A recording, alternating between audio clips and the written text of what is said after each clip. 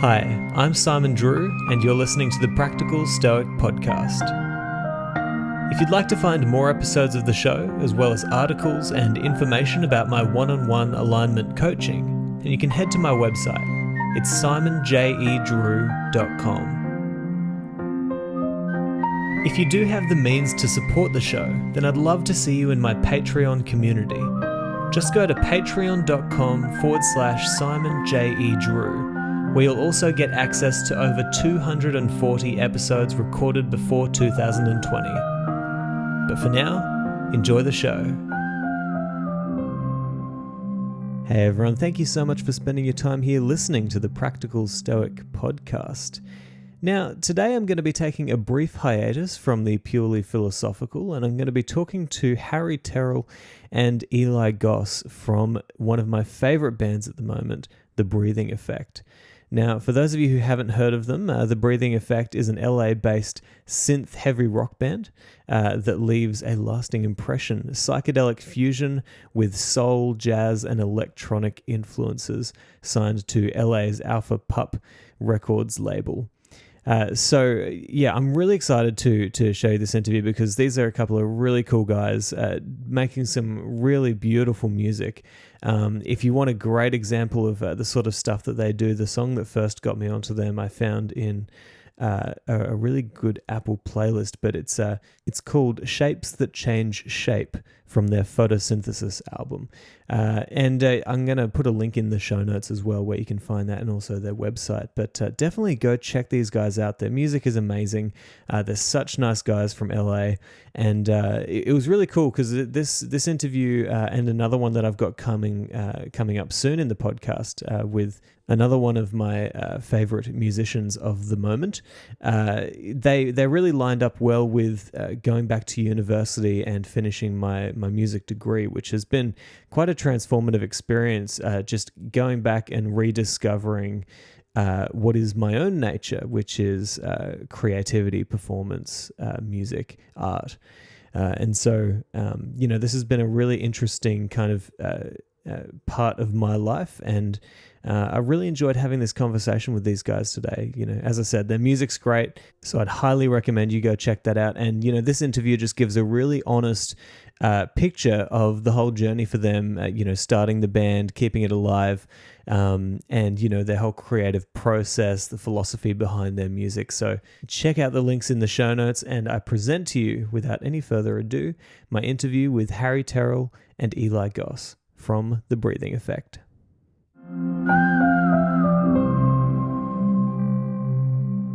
I guess I want to start out. Why don't you guys kind of, one by one, describe to me kind of your career journey to date? Like, when did you first start to understand that you were going to be moving in a music direction?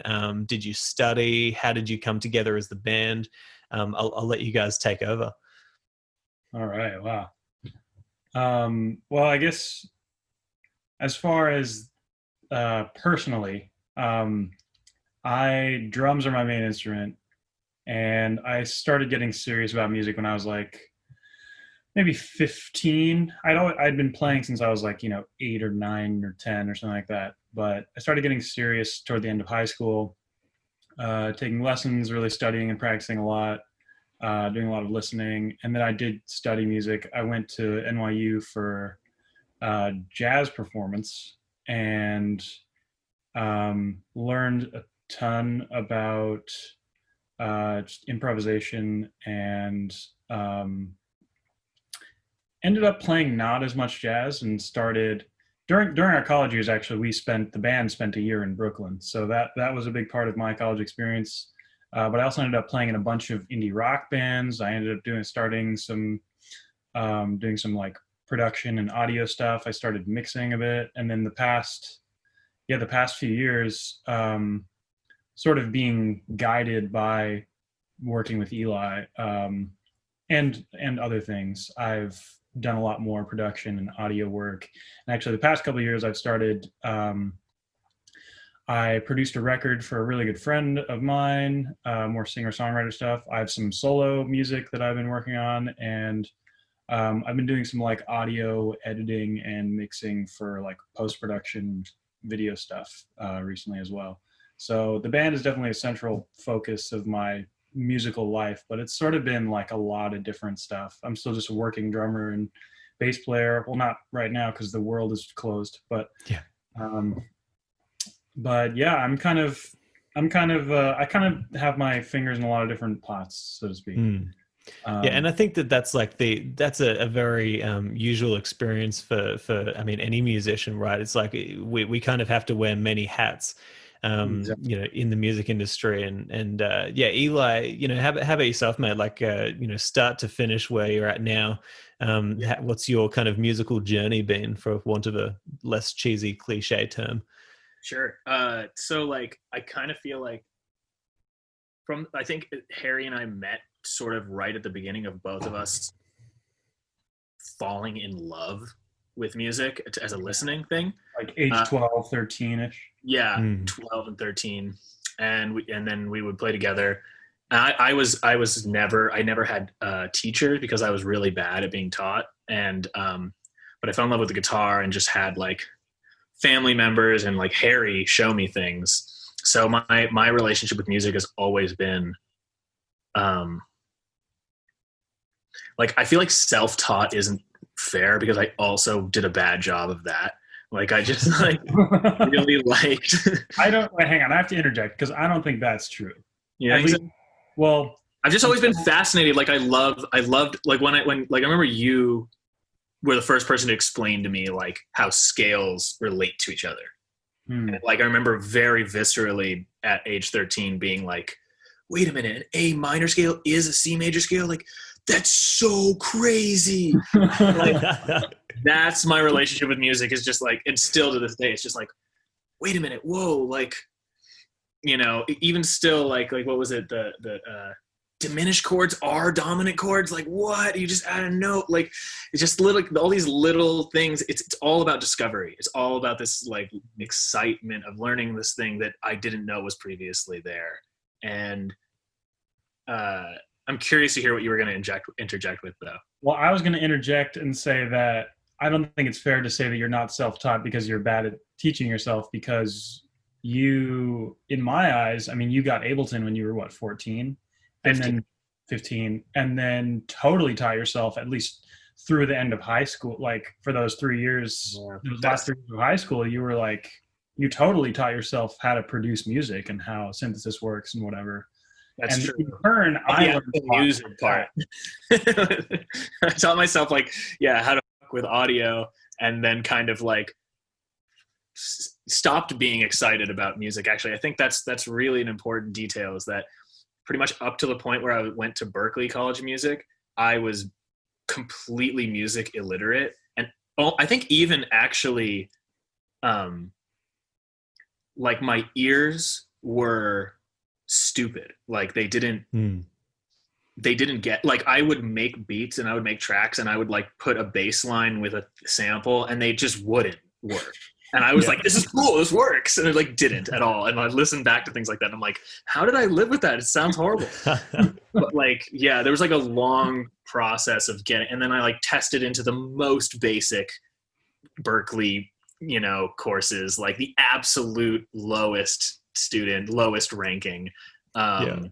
Because I spent all of high school basically being like, not practicing instruments and not shedding music theory, just sort of flying by like, oh, this sounds good. Oh, I don't remember what I played, but it sounded good when I played it. And then Berklee was really enlightening, even though it kind of was whack. Like those early courses and the ear training like completely opened my brain. And like it was this weird experience of like thinking I already knew everything. Like I was like, I already know this. And then like kind of realizing like, wait a minute, I didn't know that. And now I actually can hear things. And that reignited this like fire to keep getting better and finally actually taking it seriously. One of the kind of aspects of a career in music is you're gonna be doing multiple things at once, and you're gonna be kind of balancing the whole hustle of making money whilst also making good art. for both of you, like what has been the process of keeping yourselves afloat, like financially as musicians? Like what sort of avenues are you going down, whether it's gigging, festivals, music creation? I know, Harry, you talked about doing producing and stuff like that. What have been the best avenues that you've gone down as a career in music? So yeah, I mean, I've definitely worn a ton of different hats in that respect. I've worked quite a few restaurant jobs. I worked at a law firm for a bit, like just, trying to make some money. Lived with my parents for about 2 years, up until like eight months ago or so. Just to, kind of save money to make it so that I could afford to keep making art that I wanted to make. Yeah. But, I also started doing a lot of kind of audio post-production stuff. And, I started engineering, like being a sound guy at a venue for a bit. So yeah, I don't know. It's definitely a hard balance. I think a lot of it, when it comes to like wearing different hats, I think it still is important to, think about the institutions you're working with and for. Like when I was doing sound at a venue, it was a really small venue and the money was not great. It was fine, but I really liked the place, and I really liked my boss who was, managing the bar. And I thought all the music that was coming through the place was really cool. Like it was very, the artists were very diverse. The genres were very diverse. Like sometimes it was like, sometimes it was like an 8-piece, like trad jazz band almost. And then other times it was like a solo singer songwriter playing like Joni Mitchell kind of songs, It's been honestly really hard. Like as far as financially, that was actually something that got me pretty down on the breathing effect for a while, until I sort of stopped, having expectations that were too high. For a while, I was sort of like, I want to put the work into this band to make it financially viable. And then when it wasn't exactly, I got, pretty depressed about that. Like my expectations weren't met, which definitely affected Eli. I know affected the band's output, so that was sort of some reckoning I had to personally do, where I had to be like, it's okay. It is what it is. We're going to keep working at it because we love to make the music, and, we're going to keep growing.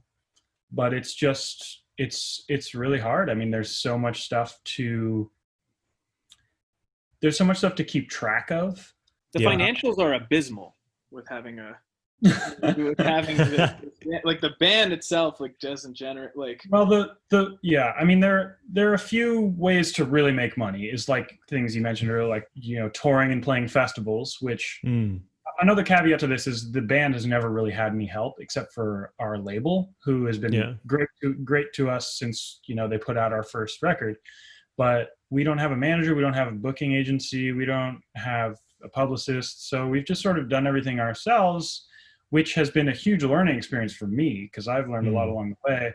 But at the same time, we're not booking any huge festivals. We don't have, we have a medium-sized listenership of fans that really care about our music, which is more than I could ever ask.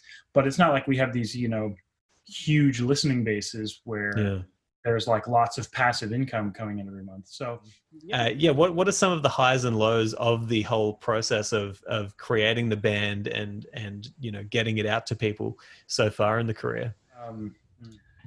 If not one of the best musical moments as a band, one of the most satisfying like settings for the band was we booked this festival called Shebang in California, like relatively small festival, it was 1 day, one stage, like 6 or 7 acts, something like that.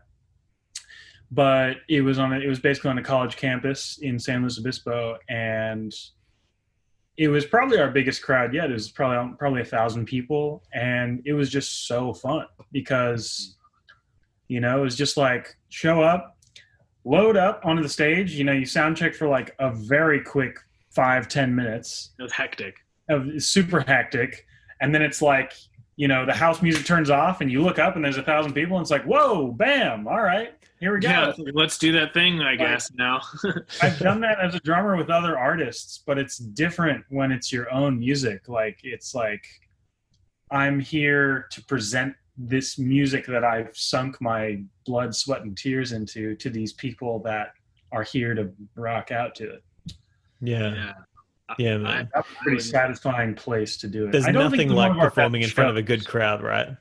Yeah, it wasn't one of our best shows. We actually, unfortunately, our regular bass player couldn't make it, so we had to get a sub bass player who did great, but it was still like, it was a little shaky and like couldn't really like hear each other that well. Like our monitor mixes were all weird, but it was still a very fun experience. Yeah, yeah. Admittedly, like. So I went to Coachella for the first time when I was 13, and I went every year until I was 18.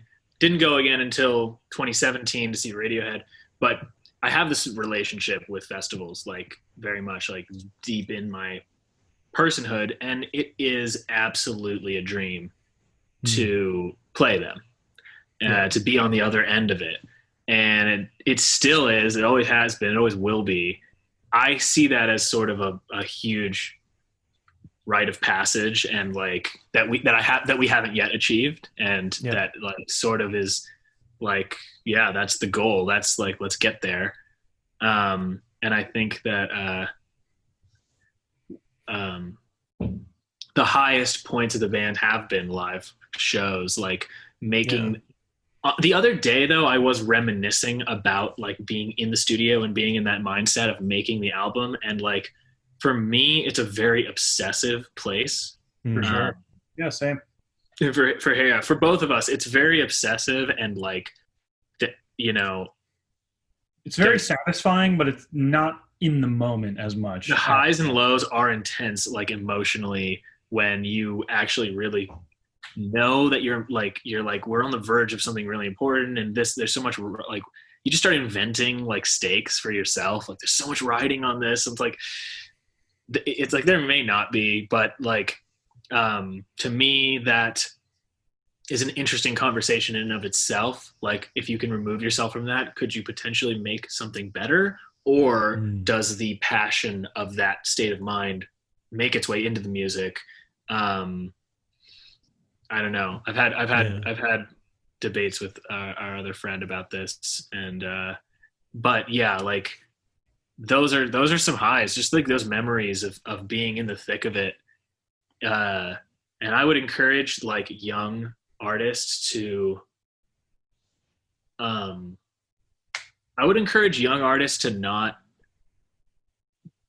fall into the like genres of wherever they're at. I feel like I wasted so much time trying to make like my beats like slap and like make dubstep sounds and shit, and it's just like or whatever. Like I feel like that shit is a huge distraction and can really discourage you. Like I never really did well on SoundCloud. It always with my ego, made me sad that I didn't have more followers. I would encourage young artists to like get away from that shit and to be like excited about about the camaraderie of music in real life, in person, and not on the interwebs, and not like I collabed with this dude but we've never even met each other. Like that shit is like just not as fulfilling, I think. It is such a communal thing, right? It's so communal. Like when you get together with musicians and you're playing together, that's why I love live stuff so much. It's because you get into a real flow state where all of a sudden, nobody's playing for themselves. And I think this is often, especially the case in jazz, nobody's playing for themselves. Everybody's trying to listen to everything else and to tune what they're doing to everybody else. And I think something really, really important that you said there is try not to stick just with the genre that you're trying to play there. It's like, I think that one of the beautiful things about musicians, and I've been kind of thinking about this lately as it pertains to philosophy, and this might be the kind of transition into that kind of discussion, but In Stoicism, kind of we talk about the logos as being kind of the flow of information, the breath of life, our ability to, it's kind of like our consciousness, right? This divine spark of the whole, providential universe, whatever it is that allows us to communicate and to create. I often think that musicians who kind of just go in the direction that they're being pulled towards creatively, it's almost like they are engaging in a practice of allowing the logos to flow perfectly through them. Instead of saying, I'm just going to play this, or I'm going to play that, or I'm going to stick to this genre, it's like, what is it that creatively I'm trying to let through me right now? And when you let that out, what you create is something that has never been, made available before, something brand new, something that creates an experience that is brand new. And I wanted to jump into that as well. Like, what's your creative process when you guys are trying to come up with an album or a song? Like, what's the process, start to finish, of actually getting that unique sound out that you want? That's a really good question. I think that there have been several different ways that we've like struck that feeling where like the logos is flowing through us, and I think we haven't actually like boiled it down to a formula of what our process is, but like I know we found it. There are certain songs that we've made where in the process we sort of get to that point where it's just like conscious flow into the DAW, basically through the instruments and the microphones. It's like sometimes it comes at a point where we're just starting, or sometimes it comes at a point where like we've written the song and we've played it together, but only a little bit, and then we have all the mics are hot and ready to go, and we hit record, and then we play it together, and then that sparks the new thing that we start working on. But I think it's been like a constant search of what that sweet spot is of it's coming for us. It's like in Pokemon Silver version, like we've run into Lugia like a couple times, or no, who were those other ones? No, that was the next Pokemon. Not that one. In the next one, there's those two, the red and blue ones, like that. Oh yeah. Run into them, like you're like, what? I just bumped into this one, and you like come so close to catching it, and then it flees. It's like that, man. You're always just right on the precipice of catching that legendary Pokemon.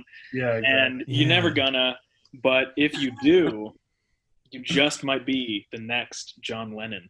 Yeah.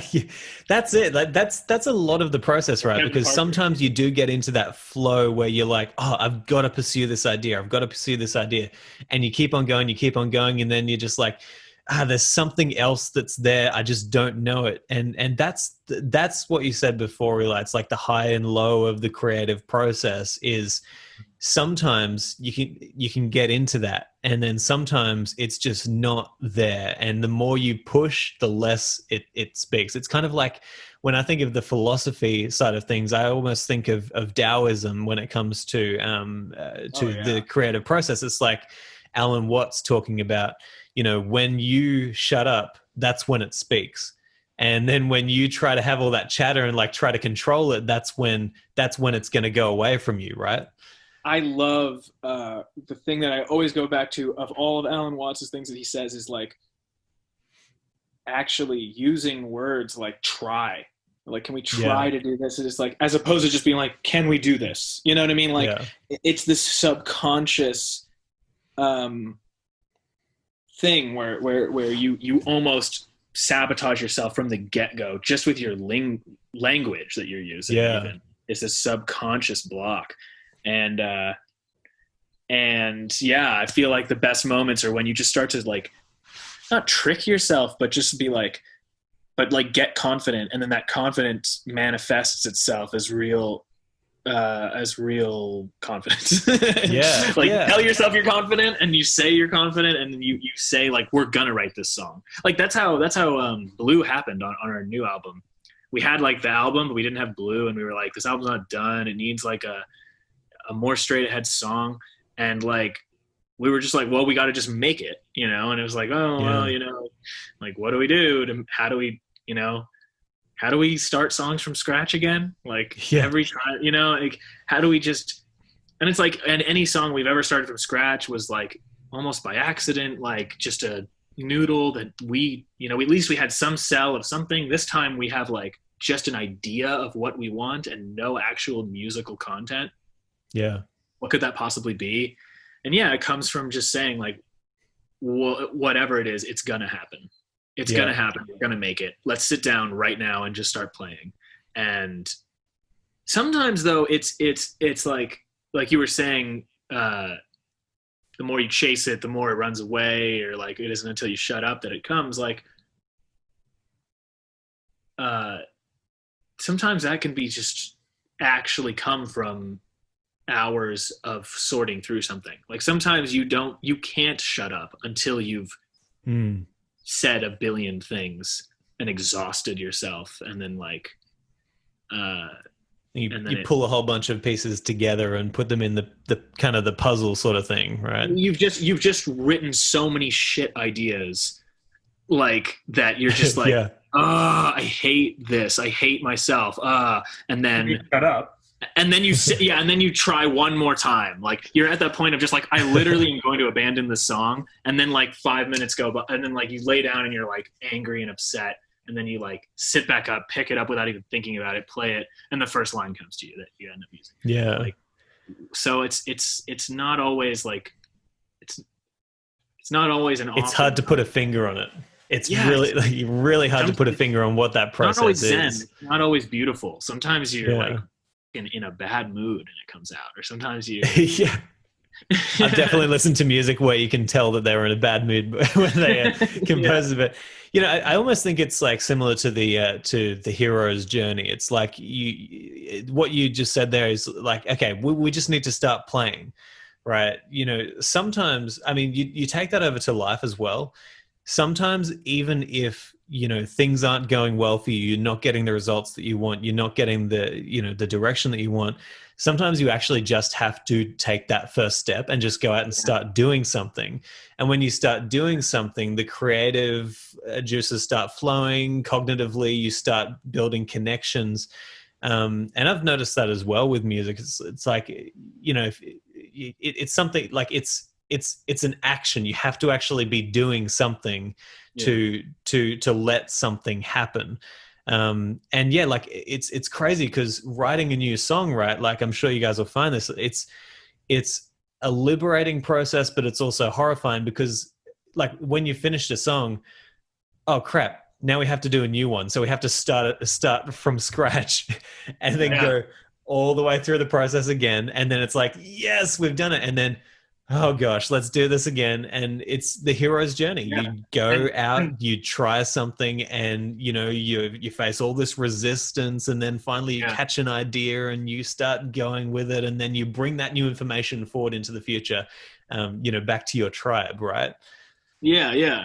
And conversely to like the just doing it thing, like we actually have so much deliberation in our music making process, and have had just like a lot of talking and not doing, which it's hard to say how much of that has just been like fucking up the process or how much of that actually is the process. Cause like, I know Harry is a strong advocate for the deliberation.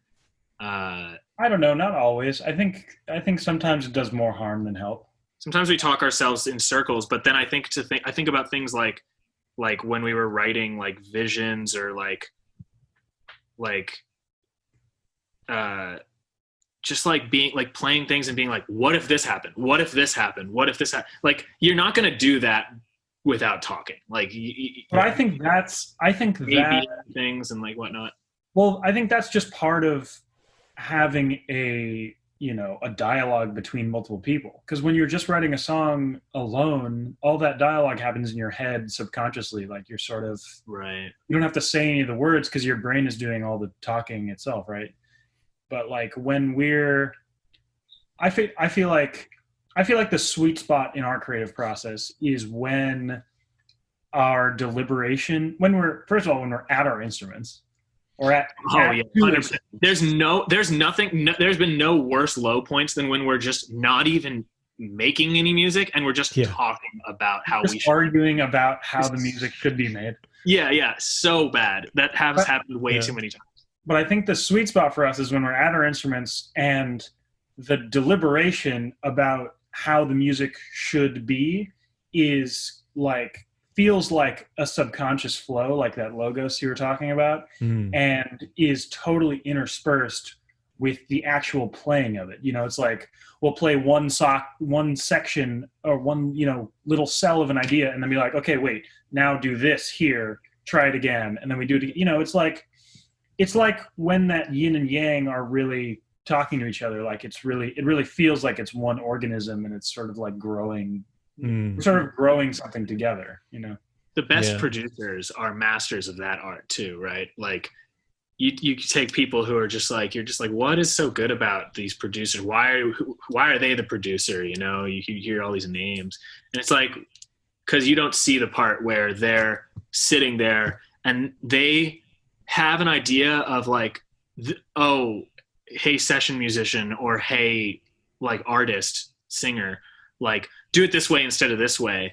And you don't see how tactfully they say it. Like they don't go like, maybe try this, or they're just like fucking, and they don't use like confusing language either. It's just like the best producer. Do it with more ass. Yeah, exactly. And you're like, do it with more ass. I could have told them that. It's like, yeah, but no, but you wouldn't have. You would have overthought it and second guessed. Like they've done this a billion times. They know how to speak to musicians. They know how to speak to artists. And like, that's a flow state in and of itself, but it involves words. So yeah, man. And that's like the music, that's like the language of music, which is so interesting as well. Cause you know, when you're trying to create something, or when you're trying to, the language that musicians use is their music. And so how do you convey the feeling that you want to get from your music other than with saying, yeah, it needs more ass, you know, like I've heard some amazing quotes from, say, like Miles Davis. Have you seen an interview where Herbie described how he thought Miles told him one thing, but he actually said a different thing? When he told him not to play the butter notes? Is that the one butter note? Yeah. For context, for those people who are listening, Herbie was playing with Miles Davis, and Miles comes up to him and says something like, yeah, man, don't play the butter notes, you know, and he's just like, what does that mean? But he took it to mean, you know, I think he took it to mean don't play the basic notes of the chord, you know, go outside of that and see what other colors you can. But he didn't who knows what he really meant. He didn't even really use the word butter at all. Like he said something completely different. Yeah, exactly. And Miles is full of those things. Hey, Miles Davis was just full of that little, you know, esoteric kind of jazz language. He said bottom notes. That's what he really said. The bottom. Is that really what? Okay, if I remember correctly, I feel like it's something. Yeah. Like that. Yeah, exactly. So it's like, but then he took that idea. Herbie took that idea and turned it into something brilliant, which changed his career forever. Also, for what it's worth, we love Herbie Hancock. Oh, who doesn't? Yeah. I don't know anyone who state the obvious, Eli. But in terms of like the philosophy of your music, you know, I guess I kind of, I really do think that it's hard to paint a picture of the message that you're trying to get across with your music, because it's kind of like, for musicians, it's like, well, listen, you know, like that's the language that we're speaking in. You'll get it if you get it. But you know, what is the kind of philosophy, to the best of your explanation, behind the music that you guys are playing? What are you trying to do? What are you trying to accomplish with your music? Oh man, that's a deep question. Yeah. I know it's difficult. I mean, it's changed. Like, yeah. I think that with Mars, it was just like, let's make the greatest album ever made. You know? That's like a huge part of it, is just like, we're going to make our okay computer. We're going to make, you know, it's very much like idolization. So much idolization has gone. Sure. I feel like of a very interesting combination of idols, I think, like from Radiohead to Pink Floyd, there's like to like, like Charles Mingus and like fusion Herbie Hancock, like and Radiohead was listening to Miles during OK Computer. That's what they were inspired by. I mean, not like just to make it sound like that, but yeah, maybe a little bit.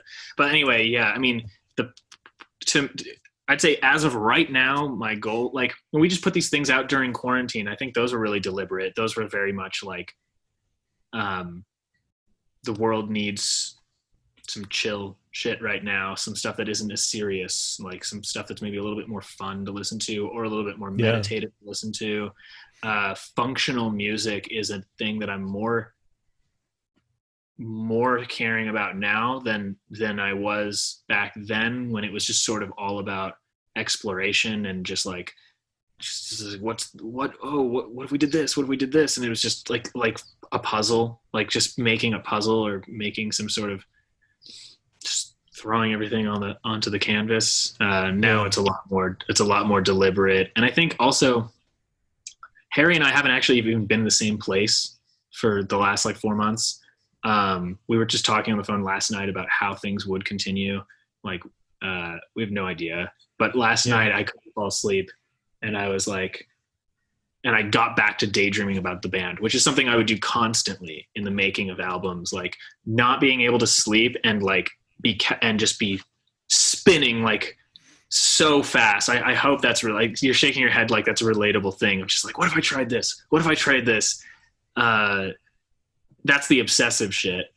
And that started happening again last night for the first time in a while. So I don't know, but more about like more about the stage and like what could happen on stage, what could be really engaging. Like what could be new engaging things that we could do, and what emotions are we trying to evoke, and how could we evoke them? Because I think we've fallen into traps, or I've personally fallen into traps. Can't speak for everyone, like, but I've fallen into traps of like things just being too heady, just thinking about it too much, and not just playing the instrument, and not thinking about the effect it'll have on the audience, but just thinking about like how interesting the idea is in and of itself. And I think that's bad. Yeah. I'm trying to get away from that. Yeah. But I don't really have an answer to like, what do we want to give the audience? Like, what are we trying to evoke? I think every project's going to have a different. I have sort of a vague answer. Is that it's hard for me to say what we were thinking when we were 21, going that far back, but like, especially in the last like 3-4 years, I think the two of us and the four of us as a full band have done so much growing as people that I think that's sort of inevitably reflected in our music, in the like, the actual the way the songs grow, in the lyrics in some cases. And yeah, I think that can be interpreted in a lot of ways. I think it's like, it's both. I think it's personal growth. I think especially with the last couple things that we made that we just put on Bandcamp, like that were very low key releases. They were made remotely, kind of not in a pinch, but like pretty quickly. I think growth is sort of a big theme in all of those, like growth and personal development and development of things around you, trying to help other people grow, trying to help other, systems around you grow. I think all of that in some way, whether or not it's, totally abstract in some cases, or, very literal in some lyrics or something, I think is sort of there. And also with the last few things, growth of plants has been. We like plants. Yeah, we like plants a lot. Okay, I just moved up to a part of California where there's a lot more plants, and let me tell you, it makes us look like some posers. Yeah. So many plants up That's here. the perfect way to put it. Hey, yeah, Like seriously. Plants are so cool. We're like some city boys, like Right. plants, man. Yeah, what a concept. Meanwhile, I mean, like, we're not watering plants. We don't water plants. Like, you know, these people are up here watering gardens. I got plants. I got a garden. I water my garden. Yeah, sure you do. I do. I got plants. As much as I want to, as much as I want to be a steward of plants, I think that our home is where plants come to die. We've tried to keep, just our apartment. Like, we've tried to keep so many plants alive in here. And I'm doing really well with 2 plants right now. Like, as in, You got that one behind you. well means they're still alive and they're not dead. Like, that's what. Wow. That's Yeah. what it means. But let's transition. Sorry, go on.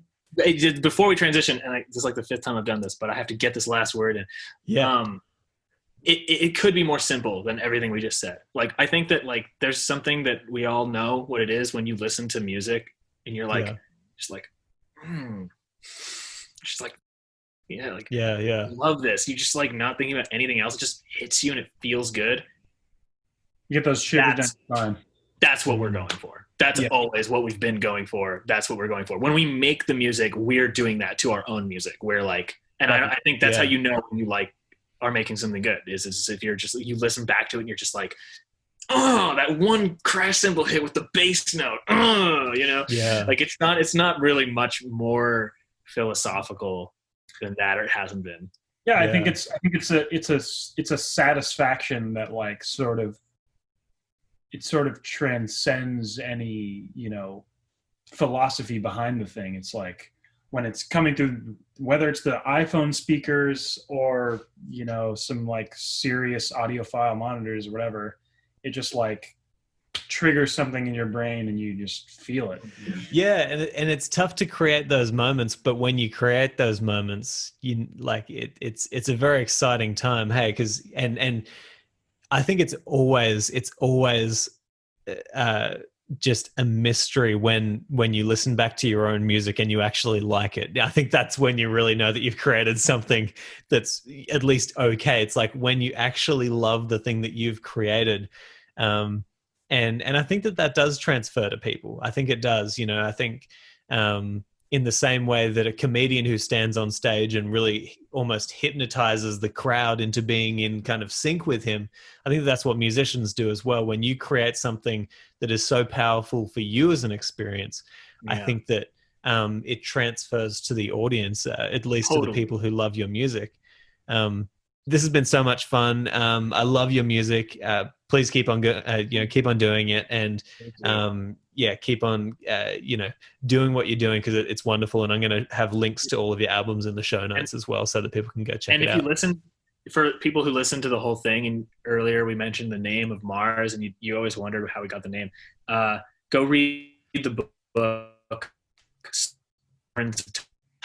Just read that book. And sorry, what was that? Did you say Doors of Perception? Right. Oh, Sirens of Titan. Oh, Sirens. Okay, Sirens of Titan. Vonnegut. Yeah, we didn't have a name, and then and it was killing us that we didn't have a name. And we had all these like names that were like corny, like you dreamt your way here. You dreamt your way here, and all these like Alan Watts type like new agey names and shit that were like totally lame.